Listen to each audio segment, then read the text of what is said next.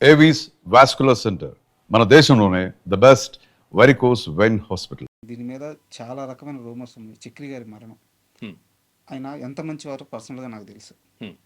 అంటే ఆయన ఆఫీస్కి వెళ్ళి నాకు తెలిసి ఏ రోజు నేను ఖాళీ కడుపుతో బయటకు రాలేదు. అవును, నేనే కదా సార్ మీకు కొత్తగా చెప్పాను. అవునండి. అయ్యో, సో అదొక మేము సత్రం అనేవాళ్ళం.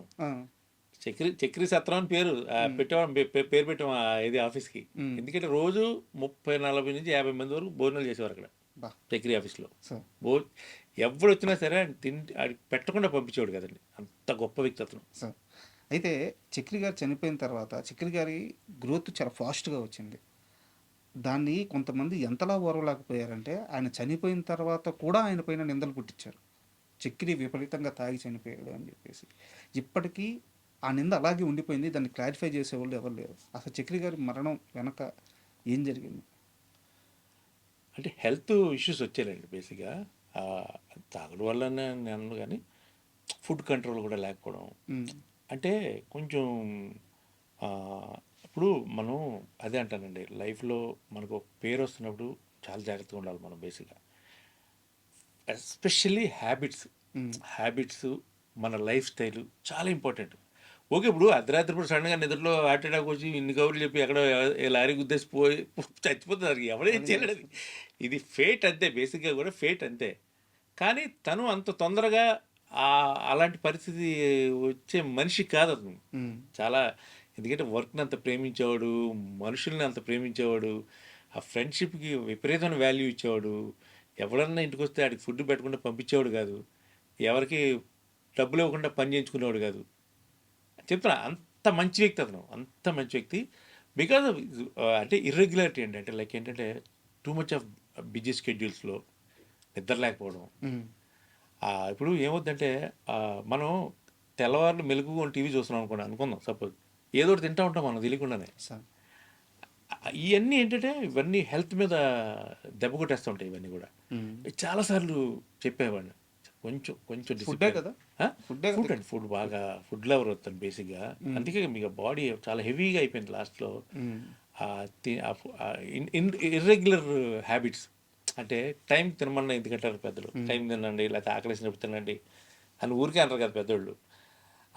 ఎప్పుడప్పుడు తెల్లవారుజాము 3 గంటలకి చికెన్ బిర్యానీ తినేసి మనం, అది కరెక్ట్ కాదంటాగా బేసిక్గా. ఎప్పుడో సరదాగా ఓకే, అదే ఫ్రెండ్స్తో బయటకు వెళ్ళాం సరదాగా, అదేదో ఒక వైబ్ లాగా చేయడం వేరు. కానీ డైలీ హ్యాబిట్స్ అనేవి మన బాడీ మీద డెఫినెట్గా రిఫ్లెక్ట్ అవుతాయండి. సో అట్లాగే తనకి హెల్త్ బాగా ఇష్యూస్ వచ్చాయి దానివల్ల. అంటే ఆ బ్రీతింగ్ ప్రాబ్లం రావడం, బేసిక్గా తను చివరి స్టేజ్లో, లాస్ట్ స్టేజ్లో చాలా స్ట్రగుల్ అయిపోయాం. చాలా అంటే చూసాను, తట్టుకోలేకపోయాడు మేము బేసిక్గా. అంటే ఒక 2 అడుగులు వేస్తే ఆయాసం వచ్చేసేది మనిషికి. మనిషి బాగా హెవీగా అయిపోయారు కదా, ఆయాసం వచ్చేసేది. ట్రీట్మెంట్ కూడా కోఆపరేట్ చేయని స్టేజ్ అదే వచ్చేసింది బాడీ. అంటే లైక్ అప్పుడు ఏవో వచ్చాయి కదా లైపోల్ గీపోల్ అనేది వచ్చాయి, అవి కూడా అనుకున్నారు చేద్దామని అనుకున్నారు. కానీ అవి కుదరలా, చేయించడానికి కుదరలేదు పాపం. అదే అతను మంచితనమే అతను చంపేసింది అనిపిస్తుంది నాకైతే ఒక్కొక్కసారి.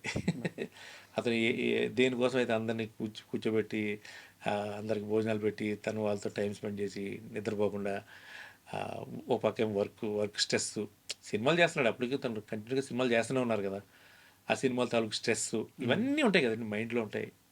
అవి కొట్టేస్తాయి ఒక్కొక్కసారి. స్ట్రెస్ అండి మెయిన్ స్ట్రెస్ అనేది చాలా డేంజరస్ థింగ్. నేను అదే చెప్తాను ఎప్పుడైనా కానీ అందరికీ, ఎవరికైనా ఎక్కువ ప్రతిదాన్ని సీరియస్గా తీసుకోకండి.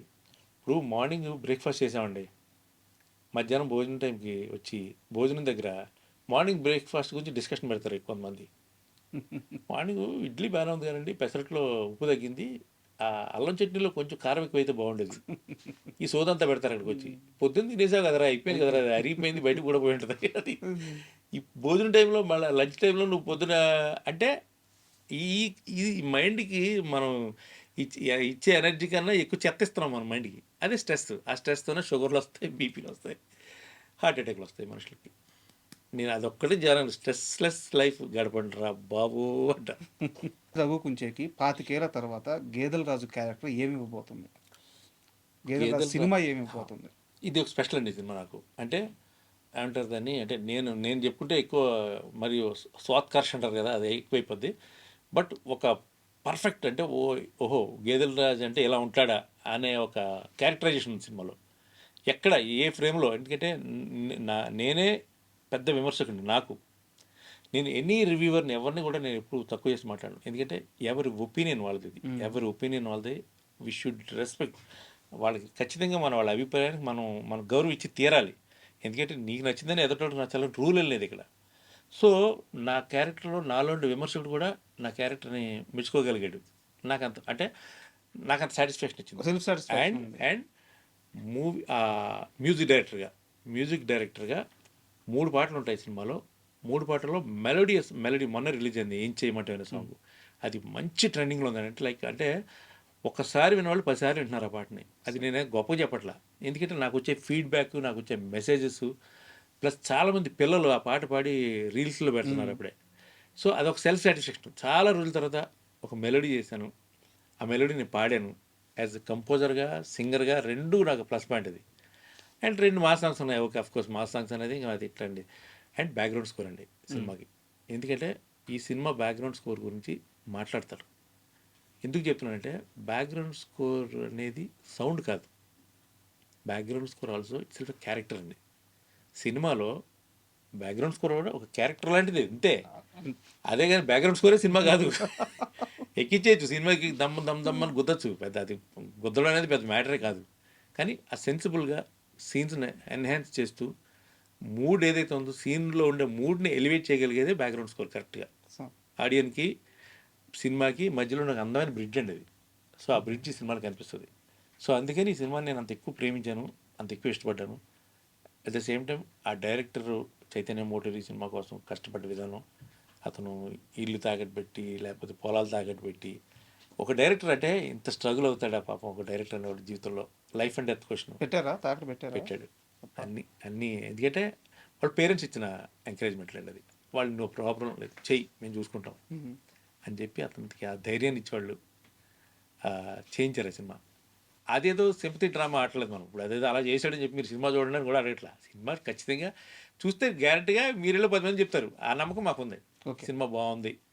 అంతేగాని ఇదేదో ఇప్పుడు ఇవన్నీ వాళ్ళకి అనవసరం కదా. నీ నీ నీ సరదాకి నీ ప్యాషన్కి తీసుకున్నావు. ఇల్లు తాకట్టు పెట్టుకుంటావో పొలం తాకట్టు పెట్టుకుంటావో నీ ఇష్టం. మమ్మల్ని అడిగి తాకట్టు పెట్టావు అంటారు. అంతే కదా, మన బాధలు వాళ్ళకి అనవసరం కదా. సినిమా బాగుండాలి అంతే. బట్ అది బాగుంటుంది. బట్ ఆ వైబ్ అయితే కనిపిస్తుంది సార్. ఎందుకంటే రిలీజ్ అయిన సాంగ్స్ కానీ, టీజర్ కానీ, ఆ టీజర్ లో డైలాగ్ ఉంటుంది, ఈ ఊరు భయపడే ప్రతి కథలో గేదెల రాజు ప్రతి కథ వెనక ఒక భయం ఉంటుంది. గేదెల రాజు ఉంటాడని చెప్పి. సో ఆ వైబ్ కనిపిస్తుంది. 17వ తేదీ నాకు తెలిసి ఏప్రిల్ 17. సో మీ లైఫ్లో యాజ్ ఏ యాక్టర్గా బిగ్గెస్ట్ సక్సెస్ రాబోతుంది అనిపిస్తుంది. యాక్టర్గా మీరు చాలా బిజీ కావాలని మనస్ఫూర్తిగా కోరుకుంటున్నాను. మ్యూజిక్ డైరెక్టర్గా కూడా బట్ అదే చెప్పాలి. బట్ మ్యూజిక్ డైరెక్టర్ మాత్రం మీరు కంటిన్యూ అవ్వాలి. ఎంత బిజీ అయినా కానీ అది ఒక జాబ్, అది ఒక అద్భుతం అది. మ్యూజిక్ డైరెక్షన్ అనేది అది అంటే అది అందరికీ అది ఆ ఛానల్ రాదు కరెక్ట్ బేసిక్గా. అది